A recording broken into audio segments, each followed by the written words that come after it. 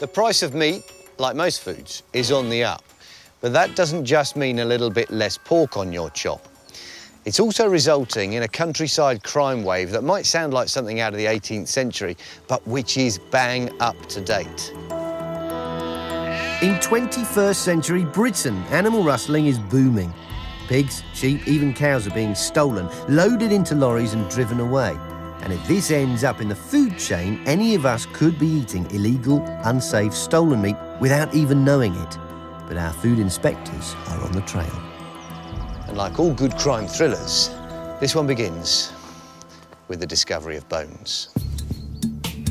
Good morning, Trading Standards. This is Dorset's Trading Standards Office. Karen Wood is a senior officer. It's her job to make sure businesses in the county operate within the law. What's the actual location of these? Yeah, I know the area, yes. A member of the public has made a grisly discovery. Some bones in bags have been found in a field down in Shatwick. A phone call has led Karen to a field just off the main road. You can actually see some black plastic up here, just in this. Stinging nettles. What Karen's found is the secret hiding place of leftovers from an illegal animal slaughter. And I've just pulled out these bones and counted enough bones for 6 pigs. And that's just in one bag. There are 10 bags here. We're looking at about 60 pigs.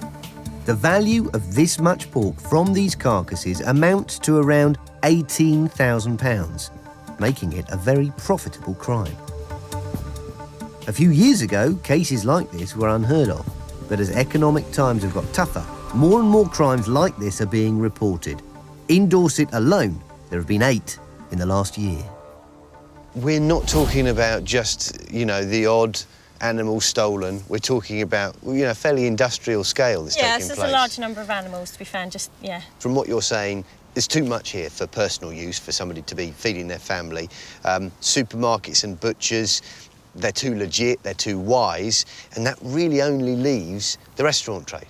Yeah, supermarkets are obviously very well regulated, how they get rid of their waste, and the abattoirs. The butchers obviously are well regulated by environmental health, how much waste is coming out.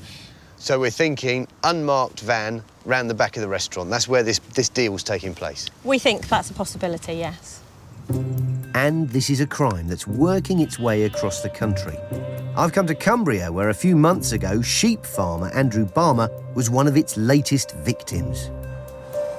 So on that day then, how many did you discover? How many lambs, how many ewes had gone missing? We rounded everything up into our sheep pennets down at the lower end. We counted every lamb and every ewe, and we were 18 ewes missing and 38 lambs. That's quite a lot of sheep to Well, lose it's a in one very go. large trailer load.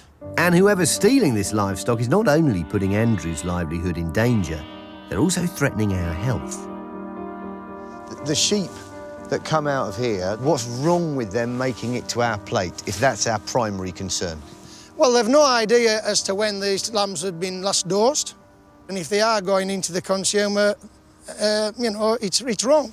So when you're giving the lamb medicine of some sort, Yeah. there's a period during which you wouldn't be able to sell that. No. If they're stolen from the fields, then nobody knows whether they've still got that chemical in their bloodstream. That's definitely correct, yeah. Nobody would know that. So, eating stolen lamb means you could be ingesting drugs designed to kill ticks, liver fluke, and other kinds of animal nasties. These animal medicines hang around in the sheep system for weeks, and they're not fit for human consumption. The question is, who's behind this crime wave? Is it townie criminals trying to make a quick buck, or someone from the countryside with experience of handling livestock? I mean, I'm just wondering, if I came into this field looking to take one of these sheep away with me, is it an easy thing to do?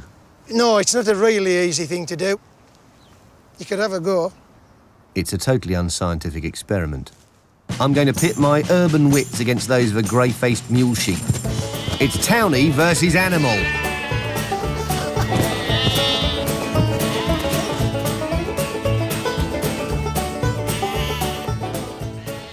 Didn't even get as much as a handful of wool. They may be stupid sheep, but they're not idiots. They're quicker than me. Whoever's stealing sheep especially in numbers, knows what they're doing. And they certainly do. The police have got another call from a farmer some 50 miles away, reporting a very similar theft. Anne and husband Alan, who's been in and out of hospital recently, have discovered 36 of their prized cattle are missing. And it's not the first time it's happened, unfortunately. I think it's either the third or the fourth it's happened. It's a nightmare. Money's tight and it's easy game to go and get them out of a field.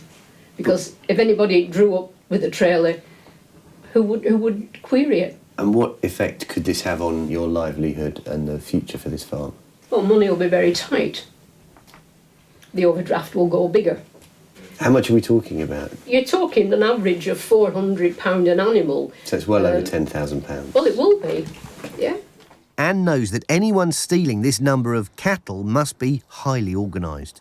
They have got to have an outlet for them. They need a passport to sell them on. They can't do it otherwise. Every cow in Britain has paperwork. It's called a passport. And each time they're bought or sold, the passport goes with the animal. Without this, no official abattoir or butcher will touch them. How do you feel then that somebody can see when your husband's ill, is the way it appears, and is waiting for those moments to then steal your cattle? If I'd have heard them, I would have shot them. It's almost as though over the last few years somebody's worked out that there are wallets on legs roaming around the countryside that can be taken with a bit of effort and turned into cash. Where they go after that is less clear. Their route to your plate does mean, though, that they're not always entirely going to be safe. And it also means that the whole process is guaranteeing misery for farmers like Anne. Coming up, I visit a legal abattoir to find out what they do there to keep carnivores like me safe. Ugh. In some circumstances, the whole of the carcass would be forbidden from going into the food chain. From the right way to the wrong way. Meat as you never want to see it. There was a huge forequarter of meat just hanging there on a chain. There's no protection from insects or bacteria. That meat cannot be sold to members of the public.